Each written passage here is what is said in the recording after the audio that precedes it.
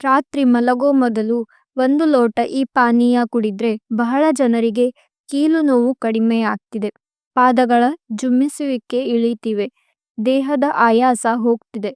ಇದೆಲ್ಲ ಯಾವುದೋ ದುಬಾರಿ ಔಷಧಿ ಅಲ್ಲ, ನಿಮ್ಮ ಅಡುಗೆಮನೆಯಲ್ಲೇ ಇರುವ 3 ಸರಳ ಮಸಾಲೆ.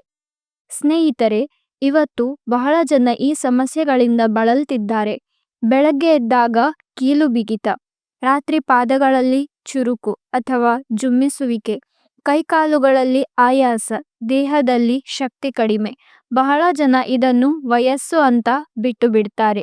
ಆದ್ರೆ ಹೆಚ್ಚಿನ ಸಮಯ ಇದು ಕಳಪೆ ರಕ್ತ ಪರಿಚಲನೆ ಮತ್ತು ನರಗಳ ದುರ್ಬಲತೆ.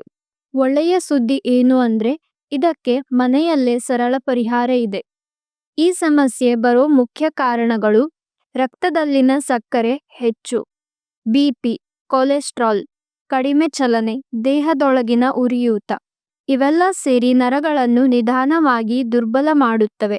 ಅದಕ್ಕೆ ನೋವು, ಬಿಗಿತ, ಆಯಾಸ. ಈ ಪಾನೀಯಕ್ಕೆ ಬೇಕಾಗೋದು ಕೇವಲ 3 ಪದಾರ್ಥ: ದಾಲ್ಚಿನ್ನಿ 1 ಸಣ್ಣ ತುಂಡು, ದೊಡ್ಡ ಏಲಕ್ಕಿ 1, ಲವಂಗ 2. ಹೇಗೆ ತಯಾರಿಸೋದು? 1 ಲೋಟ ನೀರು ಕುದಿಸಿ, ಅದಕ್ಕೆ ದಾಲ್ಚಿನ್ನಿಯನ್ನು ಹಾಕಿ, ದೊಡ್ಡ ಏಲಕ್ಕಿ ಹಾಕಿ, 2 ಲವಂಗ ಸ್ವಲ್ಪ ಪುಡಿ ಮಾಡಿ ಸೇರಿಸಿ, 2-3 ನಿಮಿಷ ಕುದಿಸಿ, ಒಲೆ ಆಫ್ ಮಾಡಿ. ಸ್ವಲ್ಪ ತಣ್ಣಗಾದ ಮೇಲೆ ಕುಡಿಯಿರಿ.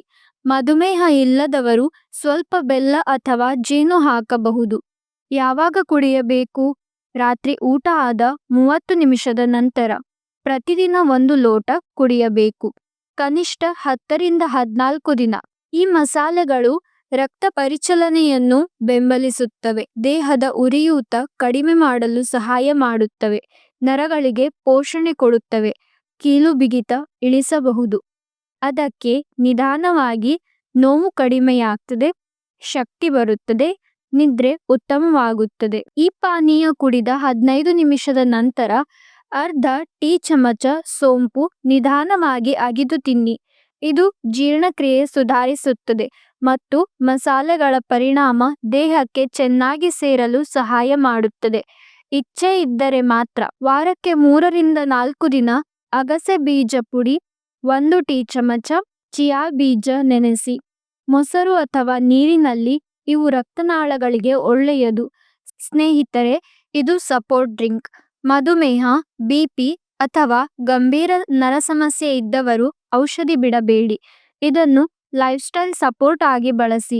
ಸರಳ ವಿಷಯಗಳೇ ಹೆಚ್ಚು ಕೆಲಸ ಮಾಡುತ್ತವೆ. ನಿಮಗೆ ಉಪಯೋಗ ಆಯ್ತು ಅಂದ್ರೆ ಲೈಕ್ ಮಾಡಿ, ಕುಟುಂಬದವರ ಜೊತೆ ಶೇರ್ ಮಾಡಿ, ಎಸ್ಪೆಷಲಿ ಕೀಲು ನೋವು ಇರುವವರ ಜೊತೆ. ಮುಂದಿನ ವಿಡಿಯೋದಲ್ಲಿ ಭೇಟಿಯಾಗೋಣ. ನಮಸ್ಕಾರ.